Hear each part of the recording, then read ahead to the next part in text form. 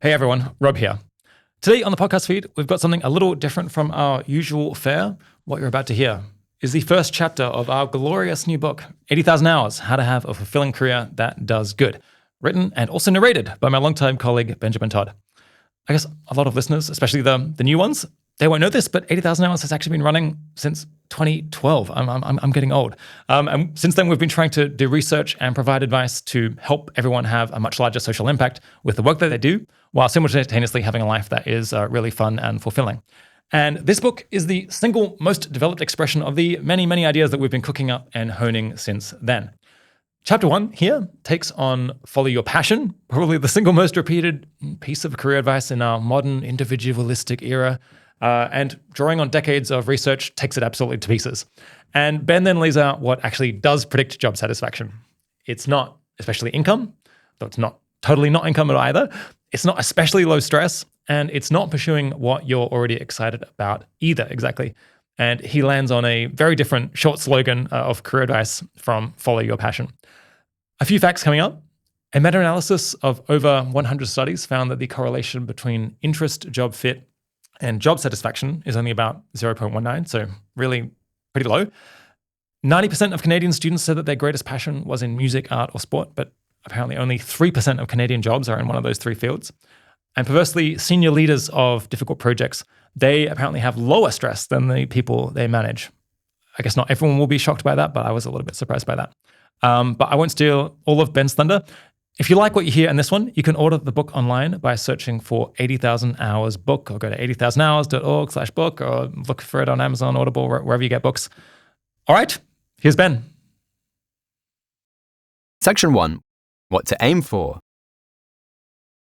Chapter 1. What makes for a dream job? Everyone wants to find a dream job that's enjoyable and meaningful, but what does that actually mean? Some people imagine that the answer will come to them in a flash of insight, while others think that what matters is that their dream job is easy and well paid. At 80,000 Hours, we've reviewed 3 decades of research into what makes for a satisfying career, drawing on hundreds of studies, and didn't find much evidence for either conclusion. Instead, we found 5 key ingredients of a dream job.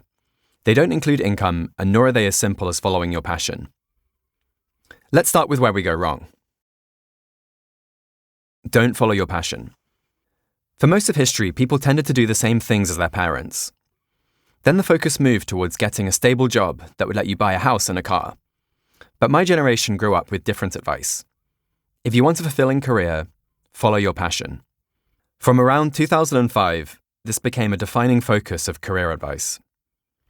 The subtext is that finding a great career depends on identifying your greatest interest, your passion, and pursuing it full-time. It's an attractive message. Just commit to what you most enjoy and you'll have a fulfilling career. And when we look at successful people, they are often passionate about what they do. We're also fans of being passionate about your work. As we'll discuss shortly, intrinsically motivating work makes people a lot happier than a fat paycheck. However, there are 3 main ways that follow your passion can be misleading advice. The first is that many people don't feel like they have a passion that could be relevant to their career. Telling them to follow their passion at best doesn't get them anywhere, and at worst makes them feel inadequate and demotivated. Second, this advice suggests that passion is all you need. But if a basketball fan works with awful colleagues, receives unfair pay, or finds the tasks they're doing meaningless, they're still going to dislike their job, even if they work for the NBA. Likewise, someone passionate about acting, but who ends up 40 and unemployed, might have some regrets. In fact, following your passion can make it harder to secure the ingredients we'll argue are most crucial for being satisfied with your job, because the areas you're passionate about are likely to be the most competitive ones. A survey of 500 Canadian students showed that their top passions were dance and ice hockey. Almost 90% said their greatest passion involved either music, art, or sport. But census data collected around the same time shows that under 3% of Canadian jobs were in sport or the arts. So even if only 1 in 10 of those students followed their passion, the majority would fail. Moreover, even if you succeed in getting a job, researchers have found that the degree of match between your interests and your job correlates only weakly with job satisfaction. The third problem is that telling people to focus on what they're already passionate about can make them needlessly limit their options. If you're passionate about literature, It's easy to think that you must become a writer to have a satisfying career. But in fact, there are probably many other jobs that could satisfy you, so long as they're fulfilling in other ways. Moreover, our interests change over time, and more than we expect. Think back to what you were most interested in 5 years ago, and you'll probably find it's pretty different from what you're interested in today. This means your interests are not an especially stable basis for career planning. More perniciously, people often believe that their one true passion will be immediately obvious, leading them to eliminate options that don't feel rewarding from the get-go. But most careers are a grind at the entry level, and you need to try things to learn what fits. That means it's normal not to know what you're passionate about right away. Instead, as we're going to see, passion is something you develop over time, often in entirely unexpected directions. We've worked with hundreds of people who found exactly this. Jess Whittlestone loved philosophy as an undergraduate, and was especially drawn to philosophy of mind. Naturally, she considered continuing to graduate school, but something held her back. Even if it would be intellectually interesting, if she didn't make a difference, would it really be fulfilling? After trying several paths, she settled on psychology and public policy. Over time, she found roles and topics that were meaningful and became passionate about them. Eventually, she became the director of AI policy at a leading think tank, and in 2023, Time named her one of the 100 most influential people in AI. We'll explain how she got there in Chapter 11. Why you shouldn't follow your intuition either. Even if there was such a thing as your one true passion, how would you actually find it? The usual way is to try to imagine different jobs and think about how fulfilling they seem. If this were a normal career guide, we'd start by getting you to write out a list of what you most want from a job, like working outdoors or working with ambitious people, and trying to find jobs that match. The best-selling careers book of all time, What Color Is Your Parachute?, recommends exactly that. The hope is that deep down, people know what they really want. But they don't. Or at least not particularly well. You can probably think of times in your own life when you're excited about a holiday or a party, only to find that when it actually happened, it was just okay. In recent decades, research has shown how common this is. We're not always great at predicting what will make us happiest, and we often don't realize quite how bad we are. It turns out we're even bad at remembering how enjoyable different experiences were, let alone predicting them. A meta-analysis of over 50 studies found we remember experiences by how enjoyable they were at their peak, or at their ending, rather than how enjoyable we'd say they were at the time. In a classic study, people rated a colonoscopy as less painful if it ended less painfully, even if the pain lasted longer. As Dan Gilbert, one of the world's leading experts on happiness, puts it, the fact that we often judge the pleasure of an experience by its ending can cause us to make some curious choices. This means we can't simply trust our intuitions when trying to figure out what will satisfy us most. We need a more systematic way of working out which job is best. What might a more systematic approach look like? It's tempting to assume that your dream job will meet two supposedly appealing criteria: that it'll be easy and well paid. This is implicit in a lot of mainstream career advice. CareerCast provides one of the leading career rankings in the US. The first 4 criteria they use to rank careers are: is it unstressful? Is there good work-life balance? Is there high job security? Is it highly paid? Essentially, less demanding, secure, high-pay jobs are rated more highly. Based on these criteria, the number 1 job turned out to be actuary. That is, someone who uses statistics to measure and manage risks in the insurance industry. This is the same answer they gave back in 2015 when I first wrote about their list, and it's been close to the top ever since. Would we all be happier if we retrained as actuaries? It's true that actuaries are more satisfied with their job than average, but they're not among the most satisfied. And only 36% say their work is meaningful. This shows that the factors used by CareerCast don't capture everything. In fact, plenty of evidence suggests that money and avoiding stress may even be counterproductive to focus on. Let's start with money. Don't chase the money. It's a cliche to say that money can't buy happiness. But better pay is often people's top priority when looking for a new job. When people are asked what would most improve the quality of their lives, the most common answer is more money. Which side is right? As is often the case, the truth is somewhere in the middle. After reviewing the best studies we could find on this question, we found that money does make you happy, but only a little. In a huge survey in the United States, respondents were asked to rate how satisfied they were with their lives on a scale from 1 to 10. It was found that an increase in pre-tax income from $40,000 to $80,000 was only associated with an increase in life satisfaction from about 6.5 to 7 out of 10. Gaining another half point requires another doubling to $160,000. That's a lot of extra income for a small improvement. This is hardly surprising. We all know people who've gone into high-earning jobs and ended up miserable. Your expenses creep up, and you soon come to take your salary for granted. At the same time, you're working longer hours, eating into time with friends and family. But even this might be overstating the importance of money. If we look at day-to-day mood, income appears to be even less important.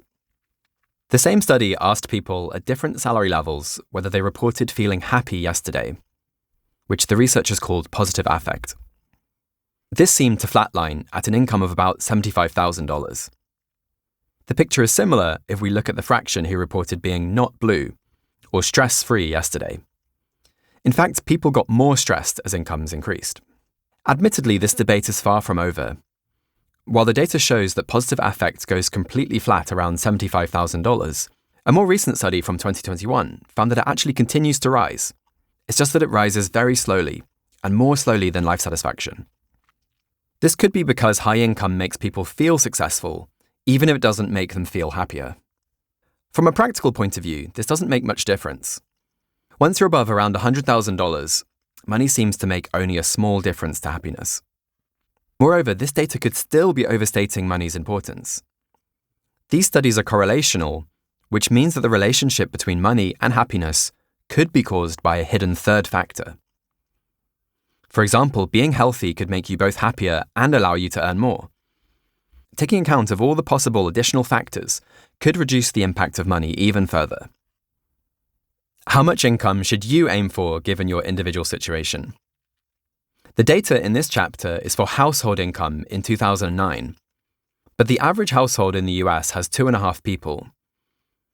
If you're single, your costs will be a bit higher, so economists would typically say $100,000 of household income is equivalent to income of about $50,000 living alone. Adjusting for inflation gets you to about $75,000 in 2025. Each dependent you have living with you will add another half to that.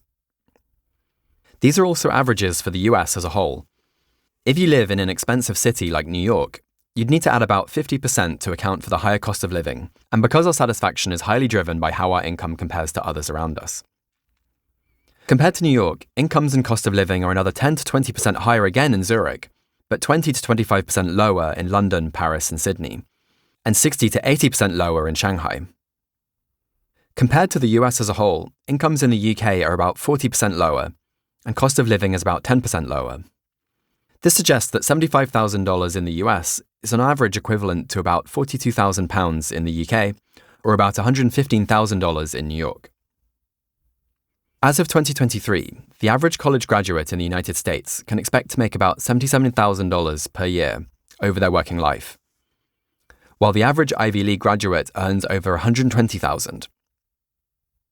In the UK, college graduates earn about £52,500, and amounts are similar in Western Europe and Australia. The upshot is that if you're a college graduate in a high-income country, then there's a good chance you end up in the range where more income has little effect on your happiness. Don't aim for an easy life. Many people tell us they want to find a job that isn't stressful. And in the past, doctors and psychologists believed that stress generally was bad for us. However, the most recent evidence on stress suggests the picture is a bit more complicated. One puzzle is that studies of high-ranking government and military leaders found that they had lower levels of stress hormones and anxiety than other workers, despite sleeping fewer hours, managing more people, and having more responsibilities. One widely supported explanation is that having a greater sense of agency shields them from the demands of the position. In other words, if you're facing a stressful project, but you get to decide how to go about tackling it, it's likely you'll feel much better than if you're being micromanaged. Likewise, a stressful project that'll only last 1 week might not be a problem, while one that lasts for 2 years certainly could be. People are also much better able to tolerate stress if it's in pursuit of a goal that they consider meaningful. In total, researchers have found that the following 7 factors are important moderators of stress and can even turn a situation that's draining into one that's engaging and meaningful. The intensity of the demands, the duration of the stressor, how much control you have over how the work is carried out, whether you have the resources and power necessary to tackle the work, your degree of social support, your mindset and whether you see the stressor as an opportunity or a threat, and finally, how meaningful you find the task. This research points to a very different conclusion about how to approach stress. Having a very undemanding job is actually bad, it's boring. But at the same time, facing demands that exceed your abilities is also bad because that causes harmful stress. The sweet spot is where the demands placed on you slightly exceed your current abilities. That's a fulfilling challenge. What you should really aim for in a dream job. Instead of following your passion, be systematic in working out what will or won't bring satisfaction. There has now been 3 decades of research into positive psychology, the science of happiness, to guide us towards what that might be, as well as decades of surveys and research looking at job satisfaction and motivation in particular. We've applied all this to make the following 5 criteria for a dream job.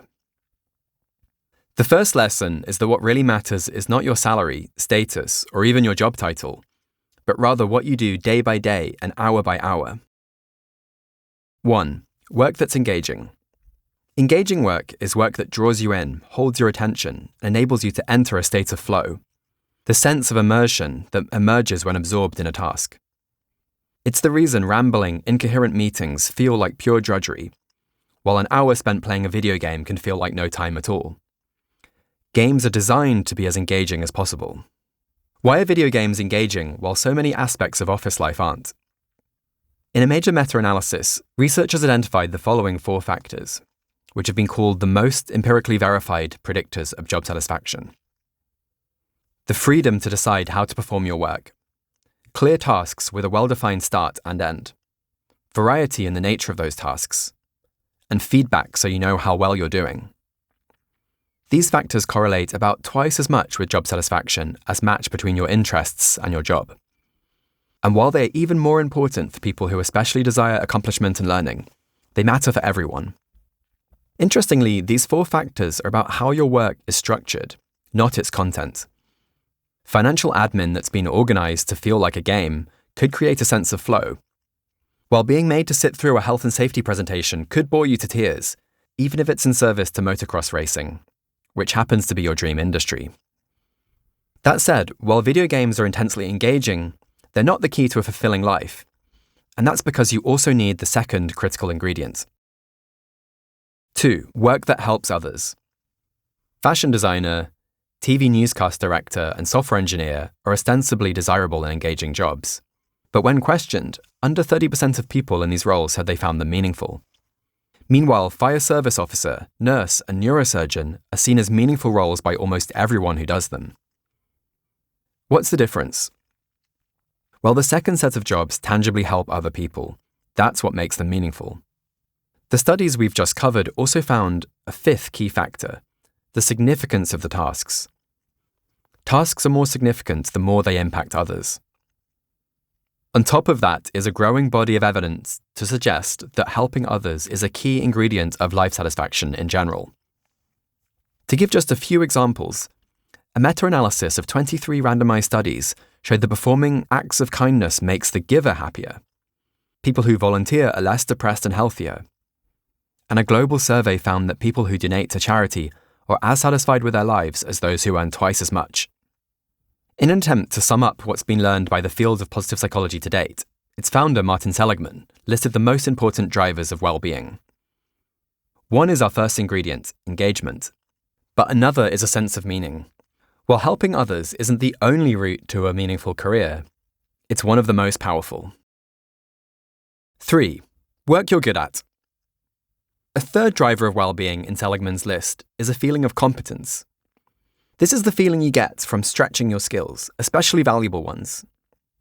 It's intrinsically enjoyable, adds to your ability to enter a state of flow, and builds your self-confidence. For most people, it comes from getting good at their work, whatever that may be. Competence at work is not only satisfying, it gives you the power to negotiate for the other components of a fulfilling job, like the chance to work on meaningful projects, undertake engaging tasks, and receive fair pay. If people value your contribution, it becomes easier to negotiate for what you want in return. This is why skill ultimately trumps passion. If you pursue a career as an artist but aren't good at it, you'll end up doing derivative and uninspiring design for companies you don't care about, however passionate you might be about art. That's not to say you should only do work you're already good at, but you do want the potential to get good at it. 4. Work with supportive colleagues. It may sound obvious, but if you hate your colleagues and work for a boss from hell, you're not going to be satisfied. Good relationships are Seligman's fourth driver of well-being, and perhaps the most important.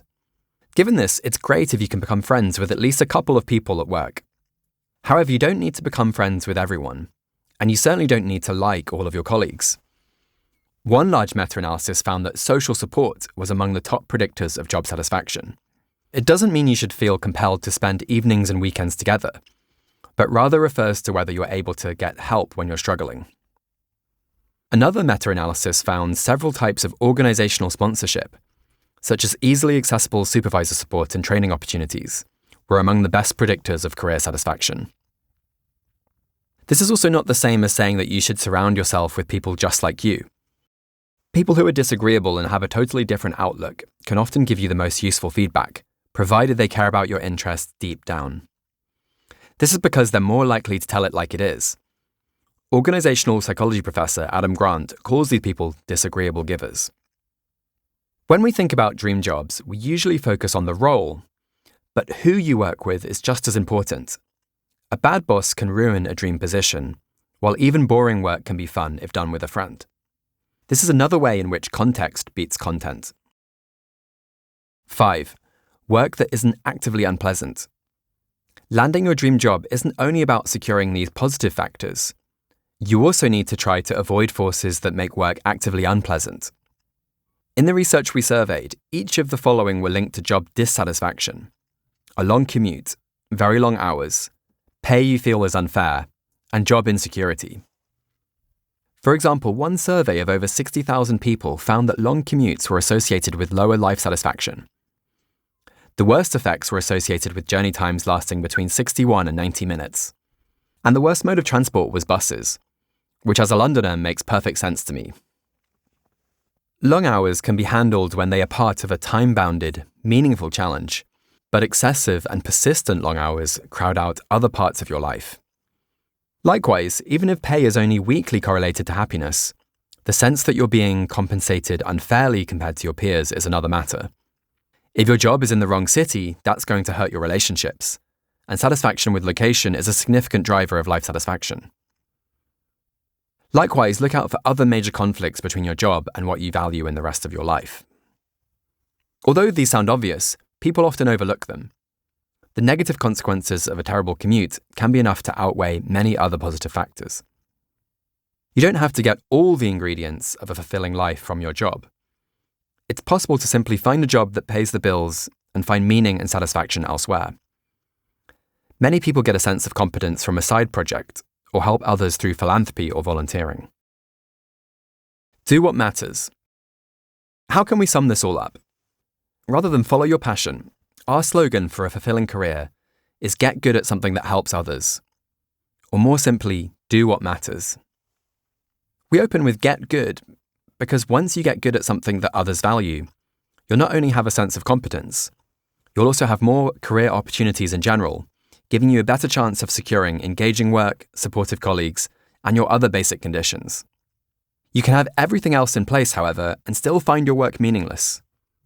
This is why you need to find a way to help others too. Helping others is not only fulfilling, it can also make you more successful. Make it your mission to help others and people will want to help you succeed. This sounds like it could be wishful thinking, but there's some empirical evidence to back it up. In the book Give and Take, Adam Grant argues that people with a giving mindset are more likely to end up among the most successful, both because they're more motivated by their desire to give, and because they get more help. And just in case you prefer appeals to authority over scientific studies, The idea that helping others is the key to a fulfilling life is a theme that recurs throughout many moral and spiritual traditions. Set your heart on doing good. Do it over and over again, and you will be filled with joy. The Buddha. A man's true wealth is the good he does in this world. Prophet Muhammad. Every man must decide whether he will walk in the light of creative altruism or in the darkness of destructive selfishness. Martin Luther King Jr. But even more so than in the age of these moral leaders, we're going to see that each of us has an enormous opportunity to help others. Ultimately, this is the real reason to do it. We can now also see that follow your passion gets it backwards. Rather than start with our pre-existing passions, hoping that success and fulfillment will follow, we should start by doing what matters. By building valuable skills and devoting them to meaningful challenges, passion and a truly fulfilling life will emerge over time. Hopefully this is a relief. You don't need to figure out your one true passion right away.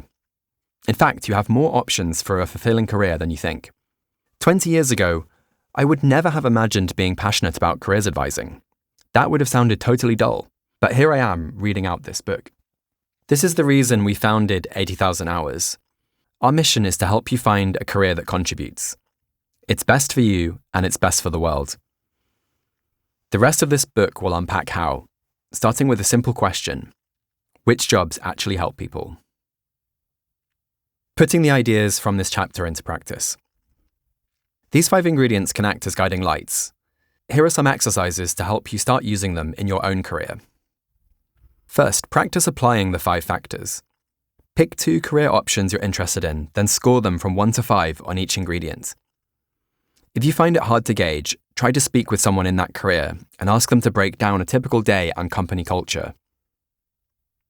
The 5 factors again are engaging work, work that helps others, work you're good at, supportive colleagues, and work that meets your basic needs. 2. Create your own list of the 4 to 8 most important factors. The 5 we highlight are just a starting point. There may be other factors that are especially important to you, or ways to make them more specific. Here are some prompts. Can you personalize any of the factors to be more specific? For example, what kinds of people do you find most supportive? Which basic conditions are most important to you? Are there other important personal goals that you want to fulfill with your career, such as living a certain lifestyle, or artistic or spiritual goals? When have you been most fulfilled in the past? What did these times have in common? As a bonus, try scoring your happiness each day going forward to avoid the biases in your memory. 3. What job would you do if money were no object, or if you had only 10 years left to live? Think both about your ideal life situation, but also how an ideal day would unfold hour to hour. While we wouldn't recommend relying only on your imagination, these prompts might give you more ideas for fulfilling careers or how to customize your list of factors.